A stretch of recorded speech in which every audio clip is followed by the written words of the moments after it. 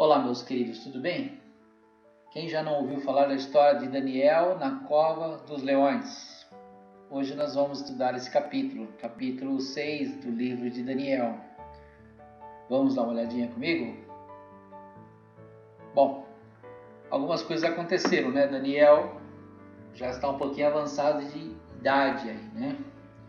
E houve uma mudança no império aí. Então vamos dar uma olhadinha. A Babilônia é derrotada em uma única noite pelo Império Medo-Persa. Então lembra daquela estátua que tinha um reinado de ouro de Nabucodonosor?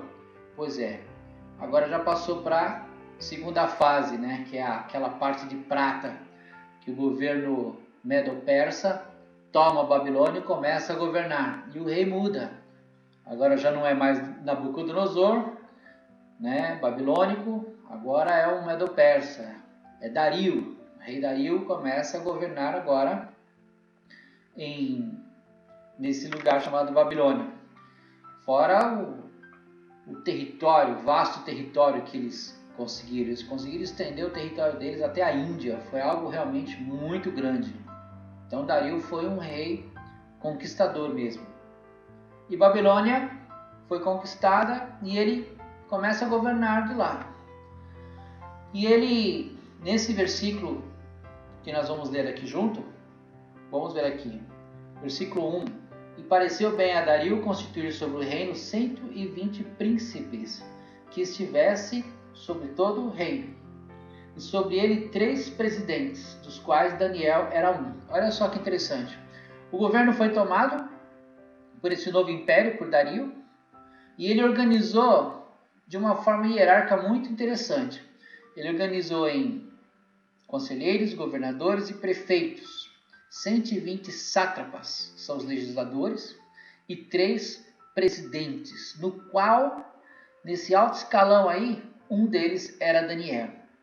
É interessante que o histórico de Daniel, a competência dele, a sua idoneidade, fez notoriedade quando o rei conquista a Babilônia. Então ele coloca Daniel como sendo um desses 3 presidentes aí, né?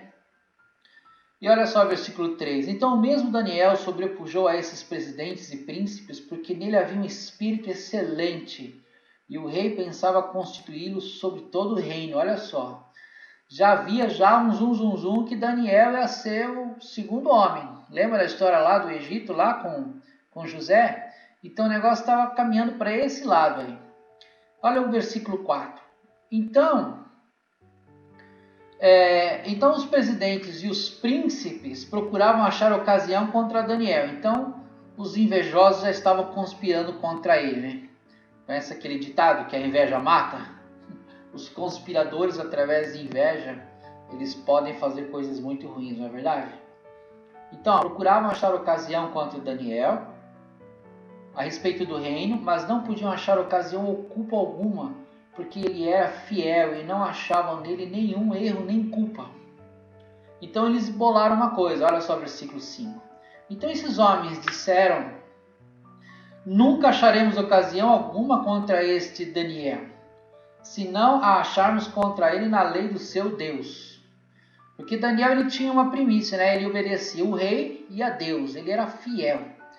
Contra o rei eles não podiam fazer, porque se fosse fazer contra o rei eles iam ser mortos, né? Porque conspirar contra o rei é crime.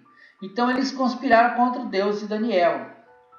Então o que eles fizeram? Olha o versículo 6. Então esses presidentes e príncipes foram juntos ao rei e disseram-lhe: ó rei Dario, vive para sempre.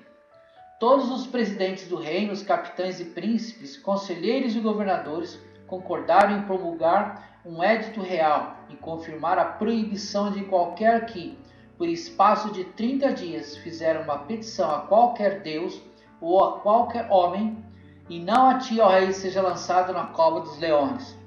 Então eles fizeram o rei assinar um decreto que todos tinham que adorá-lo, né? Trabalharam no ego do rei aí, né? Esses reis realmente tinham um ego que era uma coisa impressionante. E quem não adorasse o rei, no período de 30 dias, quem desobedecesse esse decreto ia ser lançado na cova dos leões. Versículo 8. Agora, pois, ó rei, confirma a proibição e assina o édito, para que não seja mudado conforme a lei dos medos e dos persas, que não se pode revogar. Ou seja, se você assinar esse decreto dentro da nossa cultura, dentro das nossas leis, você sabe que não pode ser revogado. Por esta razão o rei Dario assinou o édito e a proibição. A partir de então, todas as pessoas deveriam considerar o rei Dario como um deus e orar somente a ele por 30 dias. E Daniel, ele tinha um hábito, né, de orar todos os dias. E quem não obedecesse a esse decreto seria lançado na cova dos leões. O decreto foi assinado, divulgado. Você vai conferir isso no versículo 8 e versículo 9. Mas o que acontece aí? Todas as pessoas adoravam o rei, fazendo-lhe pedidos, inclusive. E a reação de Daniel foi o quê? Foi orar. Daniel orava 3 vezes ao dia em sua janela, olhando para Jerusalém. Por que Daniel orava em sua janela, olhando para Jerusalém? Tem um versículo em Salmo, capítulo 122, versículo 6, que diz assim: Orai pela paz de Jerusalém, sejam prósperos os que te amam. Olha só que interessante. As pessoas falam muito sobre prosperidade, né? Olha só, há um segredo aí. Quando a gente quer o bem de Jerusalém, de Israel, há uma bênção, há prosperidade para aqueles que amam Israel. Daniel não teve medo, não teve vergonha, ele tinha uma disciplina, ele era focado, tinha uma constância, e Daniel ele era muito perseverante. E eles vigiavam Daniel pela janela, e um dia o viram e armaram flagrante, né? Olha só que interessante. Versículo 13. Então responderam ao rei dizendo: Daniel, que é dos filhos dos cativos de Judá, não tem feito caso de ti, ó rei, nem do édito que assinastes, antes 3 vezes por dia faz a sua oração. Ouvindo então essas palavras, ficou muito penalizado. Ele ficou aborrecido, o rei, porque o rei gostava de Daniel. E a favor de Daniel propôs dentro do seu coração livrá-lo, e até o pôr do sol trabalhou para salvá-lo. Mas olha o versículo 15. Então aqueles homens foram juntos ao rei e disseram: Sabe, ó rei, que é lei dos médios e dos persas, que nenhum édito ou decreto que o rei estabeleça se pode mudar. Olha só, o rei gostava de Daniel, tentou livrar a cara de Daniel, mas os conspiradores já tinham armado tudo. Então o rei ordenou que trouxesse Daniel e lançaram na cova dos leões. Ele é levado perante o rei Dario e é lançado na cova dos leões. Então o rei disse a Daniel: O teu Deus, a quem tu continuamente serves, ele te livrará. Olha só, o rei já estava depositando uma fé no Deus de Daniel. Olha que interessante.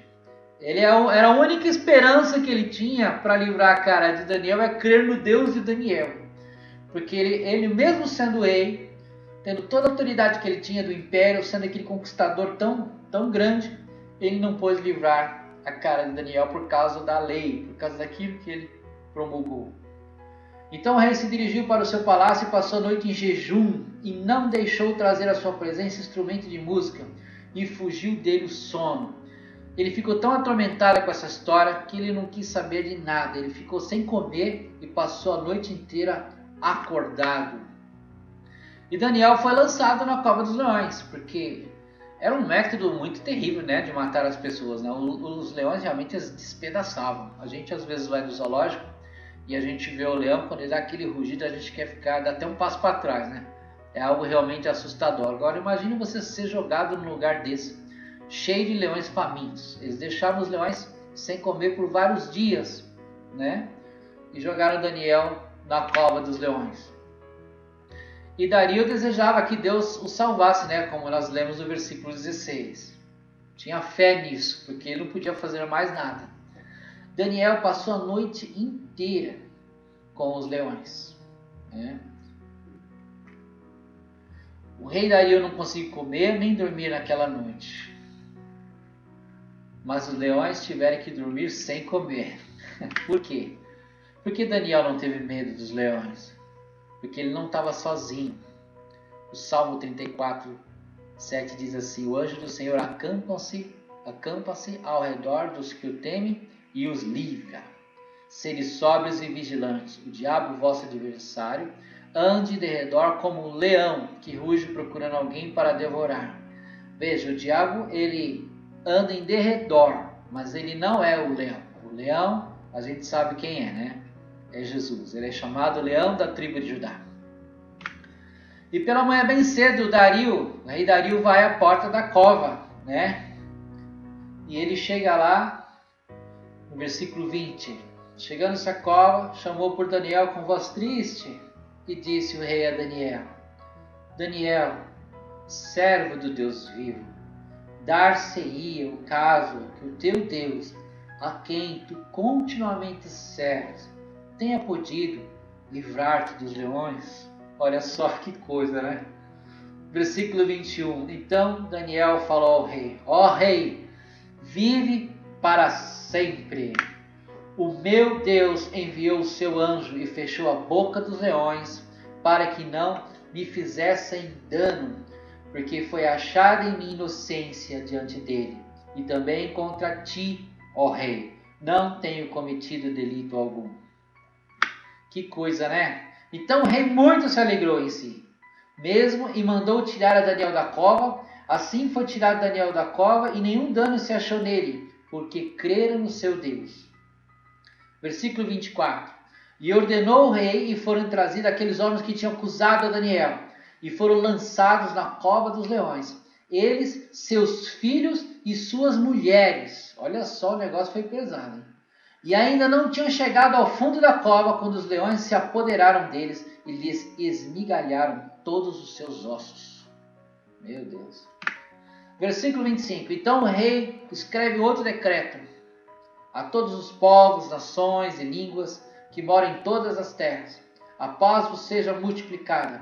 Da minha parte é feito um decreto pelo qual em todo o domínio do meu reino os homens tremam e temam perante o Deus de Daniel, porque ele é o Deus vivo e que permanece para sempre, e o seu reino não se pode destruir, e o seu domínio durará até o fim. Ele salva, livra e opera sinais e maravilhas no céu e na terra. Ele salvou e livrou Daniel do poder dos leões. E Daniel prosperou no reinado de Dario e no reinado de Ciro, o persa. Veja, mesmo depois de Dario vai vir um outro reinado, que é o reinado de Ciro, o grande, né? Vocês já conhecem a história. E Daniel esteve no alto escalão nesses 3 reinados, né? No Império Babilônico, no Império Medo-Persa e no Império de Ciro, persa. E você? Se você caísse numa cova com leões, o que você faria? Teria medo? É claro, eu teria. Eu teria. Porque, olha, é interessante. Daniel realmente foi uma pessoa extraordinária. Mas Deus, Ele está com os seus filhos, né? A gente sempre clama pela sua misericórdia, pelo seu poder, pelo seu livramento. E olha, tem um ditado, né, que a gente tem que matar um leão por dia, cada vez que a gente sai para o trabalho, porque é muito difícil. O leão, ele simboliza a força, simboliza, né, uma característica daquele que não se sente intimidado.